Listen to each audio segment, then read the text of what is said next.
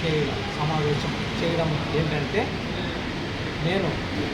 నా పేరు doctor Manavala Anjaneyulu, all India Bahujan welfare association వ్యవస్థాపక జాతీయ అధ్యక్షుడిని. అన్ని జిల్లాల్లో పర్యటనలో భాగంగా ఈ కావలి జిల్లాలోని కావలి పట్టణంలోని నెల్లూరు జిల్లాకు వచ్చాము. ఇక్కడ కొన్ని అంశాలు పాత్రికేయుల సమక్షంలో చెప్పాలని ఉంది. మొట్టమొదటిసారిగా చిత్తూరు జిల్లాలో వెదురుకుప్పం మండలం దేవులంపేట అనే గ్రామంలో డాక్టర్ బాబాసాహెబ్ అంబేద్కర్ విగ్రహాన్ని కాల్చినటువంటి దుర్మార్గుల్ని వెంటనే శిక్షించాలని చెప్పి all India Bahujan welfare association తరఫున ఒక డిమాండ్ చెప్తున్నాం. ఎందుకంటే సాక్షాత్తు చదువుల సరస్వతి అయినటువంటి డాక్టర్ బాబాసాహెబ్ అంబేద్కర్ గారి విగ్రహానికి మంట పెట్టడం సమంజసం కాదు.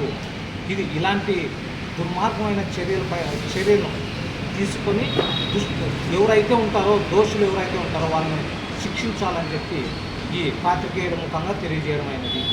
అలాగే ఈ కావలి పట్టణంలో ఎక్కువ రద్దీగా ఉన్నటువంటి ఆర్టీసీ బస్టాండ్కి ఎదురుగా బాహుబలి అనే వైన్స్ని పెట్టడం జరిగింది.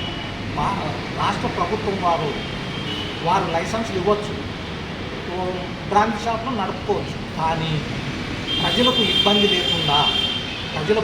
లేకుండా ఎలాంటి షాప్నైనా ఇచ్చినా మాకు ఎలాంటి అభ్యంతరం లేదు. కాకపోతే అక్కడ చర్చి ముందర ఉంది, చర్చి పక్కన ఉంది, తర్వాత అన్నపూర్ణ మార్కెట్ ఉంది, ట్రావెల్స్ ఉన్నాయి.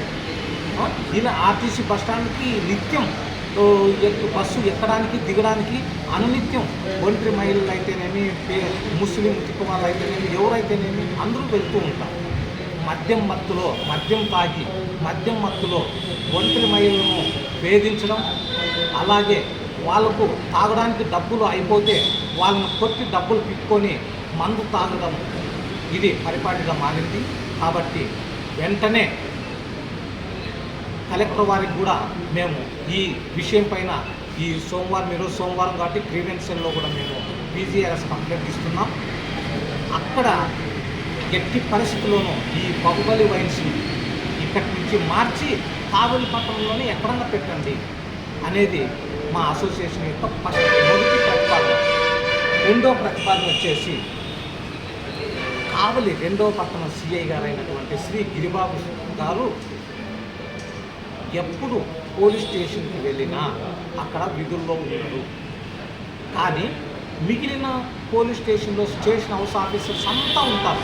కానీ ఈ గిరిబాబు గారు మాత్రమే ఆ స్టేషన్లో ఉన్నారు. ఎందుకో కారణాలు తెలియదు.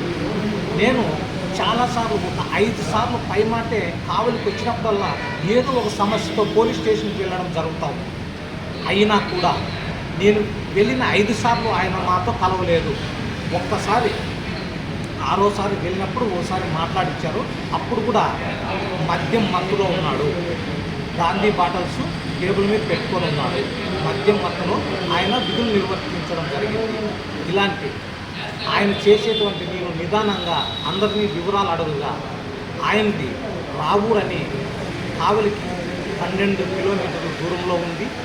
అలాగే బాల్యం చదువు అంతా ఇక్కడే జరిగింది, కావలి పట్టణంలోనే జరిగింది. కావలిలో బంధువులు కూడా ఎక్కువ ఆయనకు ఉన్నారు. ఆయనకి సరిపోతే ఏదైనా చేస్తాడు. కానీ నచ్చనటువంటి వారి మీద ఎలాంటి గొడవలు జరిగినా ఆ గొడవలతో ఎలాంటి సంబంధం లేకున్నా ఎఫ్ఐఆర్ వాళ్ళ పేర్లు ఇరికించడంలో మహాదిట్టని విన్నాను. అలాగే ఎవరన్నా ఒంటరి మహిళను ఆయన రమ్మని పిలిస్తే రాకపోతే రౌడీ షీటర్లను పంపించి వాళ్ళని కొట్టించి వాళ్ళని దాడి చేయించి తర్వాత పోలీస్ స్టేషన్కి వచ్చినప్పుడు నువ్వు నాకు లొంగిపోతే నీకు చేస్తానని చెప్పి ఈ విధమైనటువంటి బ్లాక్మెయిల్ అరాచక శక్తిలాగా, ఒక ఫ్యాక్షనిస్ట్ లాగా, ఒక శాడిస్ట్ లాగా ఉన్నటువంటి సిఐని తక్షణమే కావలి నుంచి స్థానచలనం చేసి ఈ కావలి ప్రజలకు విముక్తి కల్పించాలని all India Bahujan welfare association తరఫున డిమాండ్ చేస్తున్నాను. అలాగే రాష్ట్ర ప్రభుత్వం వారు నిరుద్యోగుల కోసం ఉపాధి కల్పిస్తామని చెప్పారు.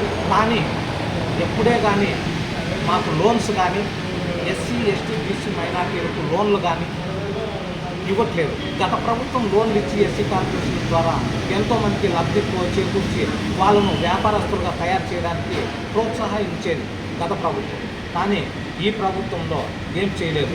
అలాగే సూపర్ 6లో భాగంగా ఎస్సీ ఎస్టీ బీసీ వాళ్ళకు 50 సంవత్సరాలు దాటితేనే వారికి పింఛన్ ఇస్తానని చెప్పినటువంటి తెలుగుదేశం ప్రభుత్వం అధినేత ఇప్పుడు ఉన్నటువంటి రాష్ట్ర ముఖ్యమంత్రి శ్రీ నారా చంద్రబాబు నాయుడు గారు ఈ పెన్షన్ కూడా వెంటనే అమలు చేస్తే బాగుంటుందని మా ఆల్